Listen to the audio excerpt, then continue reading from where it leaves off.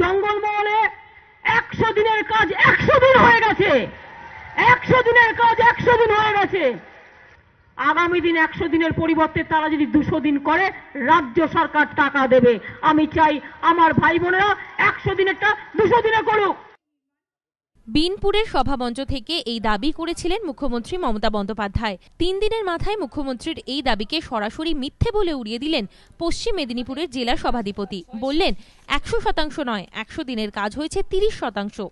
বিনপুরের মাটিতে দাঁড়িয়ে মুখ্যমন্ত্রী সদর্প ঘোষণা, জঙ্গলমহল হাসছে। সেই হাসির সপক্ষে খতিয়ান তুলে ধরতে গিয়েই মুখ্যমন্ত্রী বললেন জঙ্গলমহলে 100 দিনের কাজ 100% হয়েছে। কিন্তু মুখ্যমন্ত্রীর সেই দাবিকে প্রশ্নের মুখে ফেলে দিয়ে শুক্রবার পশ্চিম মেদিনীপুরের জেলা সভাধিপতি তথা সিপিএম নেত্রী অন্তরা ভট্টাচার্য পাল্টা দাবি করলেন 2012-2013 সালে এই জেলায় 100 দিনের কাজ হয়েছে মাত্র 30%। 12-13-30 দিন হয়েছে, তো এখনো 30 দিন, এটা একটু বাড়বে কারণ মার্চ মাসেরটা যোগ হবে।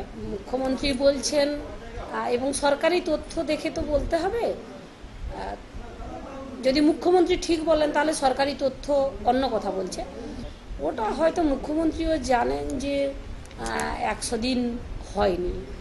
আমার মনে হচ্ছে যে ওটাও উনি জানেন। একদিকে যখন এই কেন্দ্রীয় প্রকল্পের কাঁধে ভর করে ভোটের পালে হাওয়া টানার চেষ্টা করছেন মুখ্যমন্ত্রী, তখন জেলা সভাধিপতির এই দাবি মুখ্যমন্ত্রী সেই প্রচেষ্টাকে জোর ধাক্কা দিল বলেই মনে করছে রাজনৈতিক মহল।